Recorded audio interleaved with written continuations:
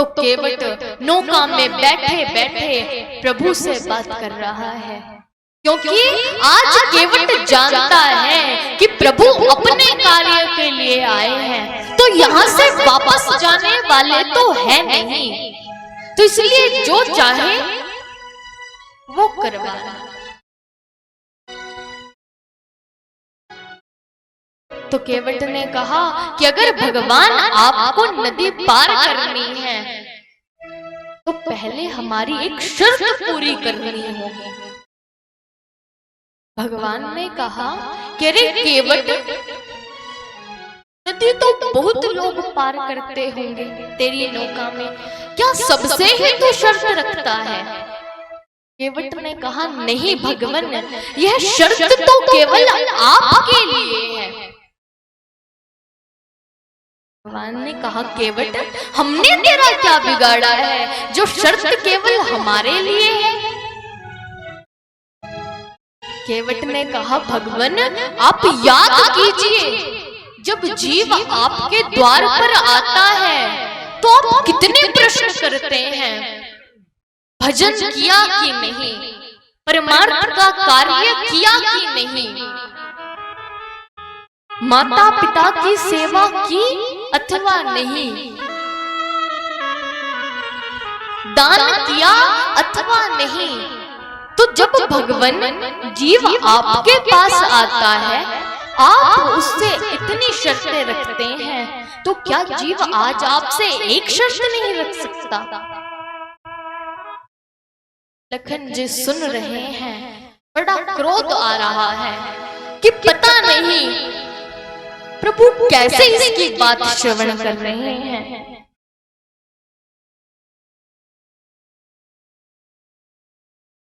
लखन जी ने भगवान से कहा कि भगवान इसे कहिए ना कि जल्दी पार लगाए।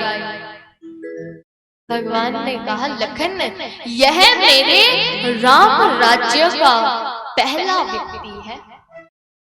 लखन ने कहा कि अगर भगवान आपके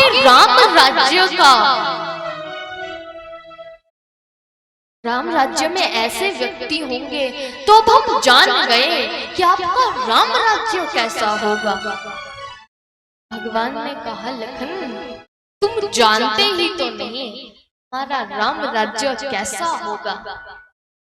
केवट के जैसे अलबेले भक्त मेरे राम राज्य में होंगे।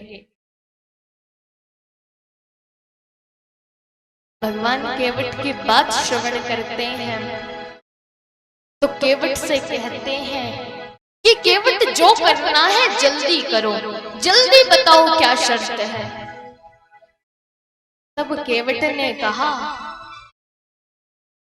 कि भगवान आप अपने मुख से मुझे कहिए कि केवट हमें गंगा पार करवाओ। हम नहीं कहेंगे, आपको कहना होगा कि केवट हमारे चरण धोकर हमें गंगा पार लगाओ।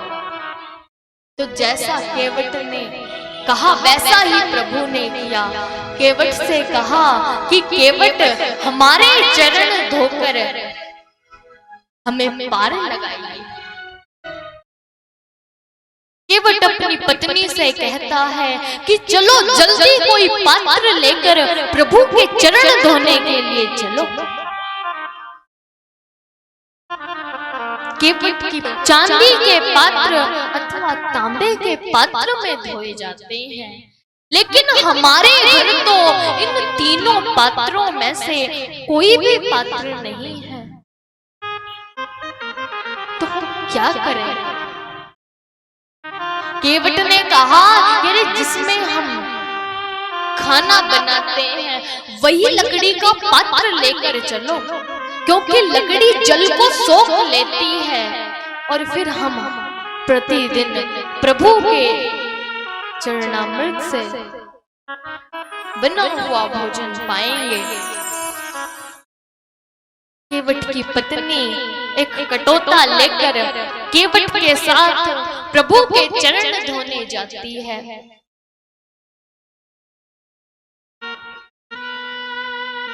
केवट बड़ी विचित्र प्रकार से प्रभु के चरण धो रहा है। अब एक चरण प्रभु का कटोते में है, दूसरा प्रभु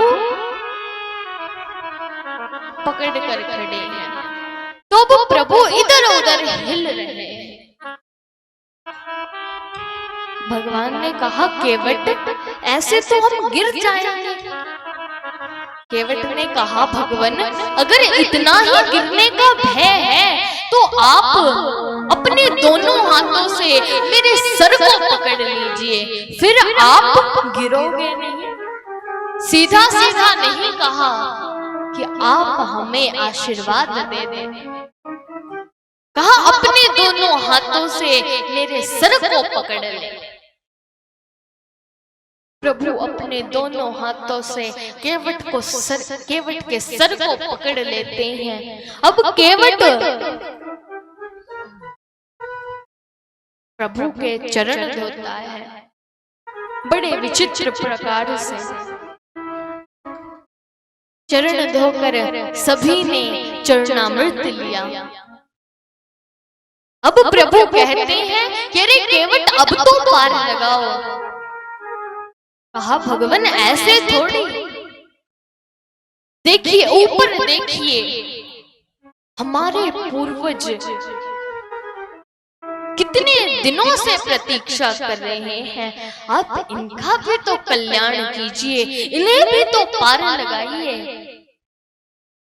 भगवान सभी का उद्धार करते हैं, सभी को पार लगाते हैं। केवट को देखिए, अपने सारे पूर्वजों को पार लगवाया है और स्वयं तो पार लगेगा ही।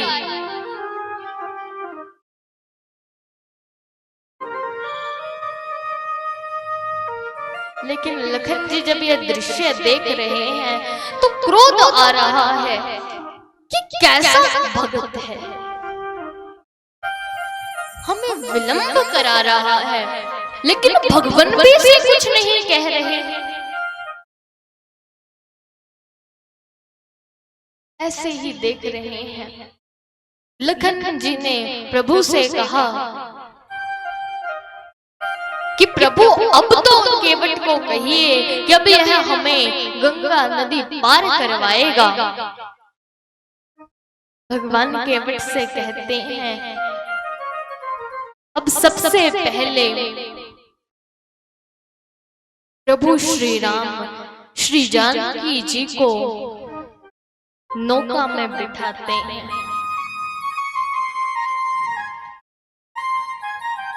फिर स्वयं बैठते हैं, फिर लखन आता है। अब यहाँ से भी हमें सीख मिलती है। प्रभु ने सबसे पहले नौका में श्री जानकी जी को चढ़ाया है, तो हमें भी यह पता होना चाहिए कि कहीं भी जाए तो सबसे पहले अपनी पत्नी को आगे रखे। और आज की कथा से तो हमें कई सीख मिलती है, और रामायण तो सीख देने के लिए ही हुई है। प्रभु का तो सारा जीवन ही सीख देने के लिए हुआ है।